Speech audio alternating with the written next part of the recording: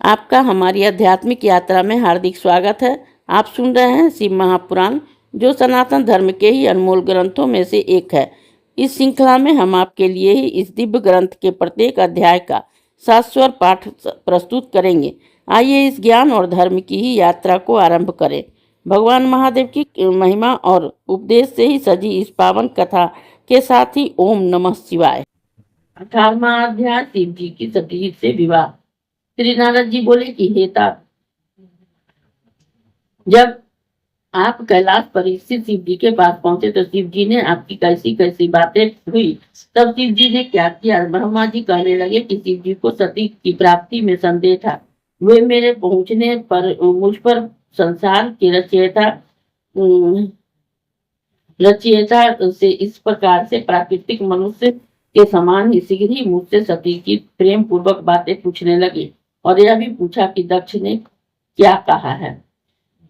काम मुझे विदीर्ण कर रहा था। मैं निरंतर सती का ही ध्यान रूप कार्य करता हूँ। अतएव हे ब्राह्मण, वह सती जैसे भी मेरी प्रिया बने वैसा ही प्रयत्न कीजिए। तब मैंने उन्हें संताना देते हुए कहा कि हे वृषभध्वज, आपका कार्य सिद्ध होगा। मेरे पुत्र दक्ष ने तो पहले ही अपनी पुत्री को देने का संकल्प कर लिया है। उसने कहा है कि शिव जी स्वयं ही मुझसे मेरी कन्या की प्रार्थना करते हैं तो मैं उन्हें अवश्य दूंगा।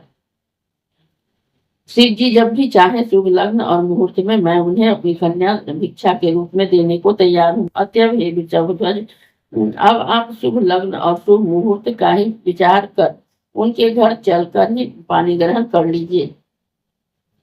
इस पर शिव जी हंस पड़े और उन्होंने कहा कि अच्छा, तुम्हारे और नारद के साथ मैं उनके घर चलूंगा। इस अवसर पर ही आप अपने मरीचि आदि पुत्रों का भी बुला लीजिएगा। मेरे गण को भी साथ दे दीजिएगा, तब मैं दक्ष के घर पहुंचूं। मैंने अपने मरीचि आदि पुत्रों का स्मरण किया। वे सब मेरे मानसिक पुत्र बड़ी ही प्रसन्नता से ही शीघ्र ही मेरे पास आ गए और शिव जी के स्मरण करते ही गरुड़ पर बैठे भगवान विष्णु भी लक्ष्मी सहित चले आए। फिर तो चैत्र शुक्ल त्रयोदशी रविवार के दिन ही फल्गुन नक्षत्र में शिव जी का वह यात्रा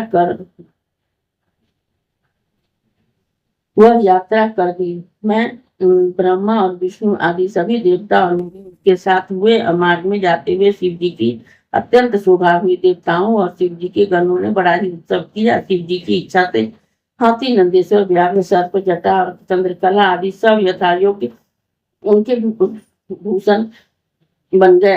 फिर नंदकेश्वर आरूढ़ शिव जी देवताओं सहित ही शिव जी दक्ष के घर पहुंचे। दक्ष ने बड़ी विधि से ही उनकी पूजा की। हम सबकी भी पूजा हुई। दक्ष ने सबको सुंदर आसन आदि देकर बड़ा ही सत्कार किया। फिर मेरे पुत्र दक्ष ने मुझसे कहा कि अब आप विवाह संबंधी सब कार्य कराइए। मैंने बहुत अच्छा ऐसा कहकर सब कार्य कराया।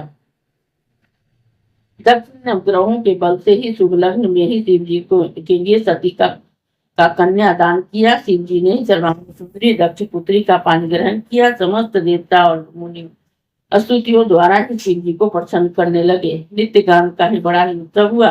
देवताओं और मुनियों को परमानंद प्राप्त हुआ। शिव जी को अपनी कन्या का ही दान और दक्ष भी कृत हो गए। शिव और सती भी प्रसन्न हो गए। यह बहुत मंगलाचार हुआ। इस अध्याय के श्रवण हेतु आपका हृदय से धन्यवाद। हम आशा करते हैं कि शिव महापुराण की यह दिव्य कथा आपको आध्यात्मिक शांति और गहन ज्ञान प्रदान कर रही होगी। कृपया अगले अध्याय के लिए हमारे साथ जुड़े रहें और अपने सुझाव एवं भावनाएं कमेंट के माध्यम से अवश्य साझा करें। धर्म, भक्ति और ज्ञान की इस पावन यात्रा में आपका साथ हमारे लिए अत्यंत मूल्यवान है। ओम नमः शिवाय। यदि यह प्रस्तुति आपको पसंद आई हो, लाइक करें, कमेंट करें, सब्सक्राइब जरूर करें, बेल आइकॉन दबाना ना भूलें ताकि अगला अध्याय आपसे छूटे नहीं। और इस पावन ज्ञान को ही शेयर करें अपने परिवार और मित्रों तक।